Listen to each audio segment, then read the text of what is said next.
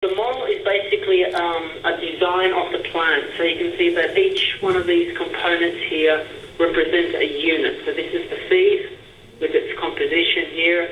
We've got a simple valve that goes through a ball mill, and then this is the destination. And here is a motor driving the pump, the ball mill. I'll show you later on. We can get much more complicated, but for this I just wanted to keep it nice and simple. The way that you generate these models is by looking at this library down here, and you select the components. So say if I want a cyclone here, I just select it, drag and drop, and it will add the cyclone here, and then I will just have to do the connections between the units. So in essence, that's how you build the plant, the model in these systems. It's all object-oriented. So basically what you get is a PID of the plant, and you basically take that and you can put it onto the system. For more complicated applications like OTS, there are tools available where, depending on how the PDFs have been developed, in which piece of software, you can actually import the PSD,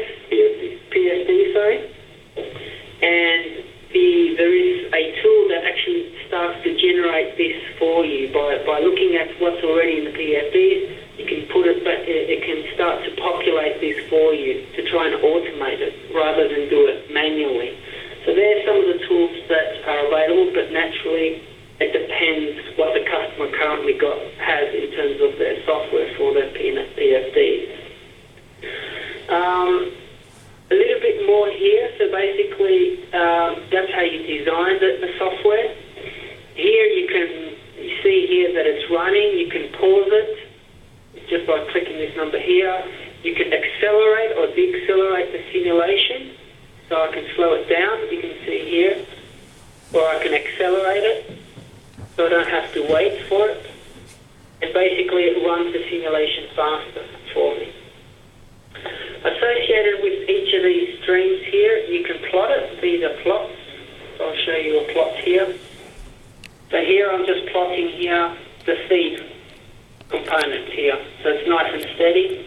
We'll see later on when we start to do changes through the APC, you'll see these flows start to change. So other functionalities that the software has also is that you can save this as a scenario. These are called initial conditions. You can save it like here, and then you can create a new scenario. So you can have one where at high feed rates, at low feed rates, or at close to startup.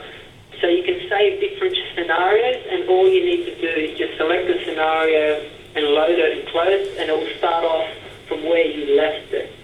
So you can think of this as like a TV channel. Sort of it runs through nicely, and at certain points in time, you can stop, save, record it, and then go back to it later on. So that gives you the ability to quickly go back to where you want to be. This is very useful for, say, you want to use the model to test different configurations. If I want to change the configuration of my plant, or for operator training, you want to use the simulation to train the operators at startup, or you want to use the simulation to train the operators when at high feed rates or low feed rates, where there's different mechanisms happening. So it gives you the flexibility to move in and out throughout the operation. Are there any specific questions about what you see so far with the modelling? Okay. So from here, what we can do now, we can connect the model to the controller. The way it does this is through an OPC connection. This is configurable, so this is something you set up at the beginning. But basically what we're going to control here is this flow controller, this here which is the speed of the pump, and what we're trying to control is the particle size distribution of the product out here and the power consumption of the mill. So this is the 2x2 matrix.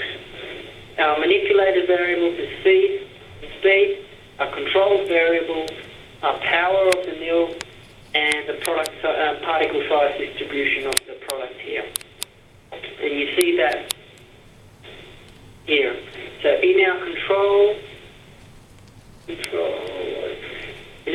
overview here, in our manipulated variables, you've got the same controllers, the FIC flow,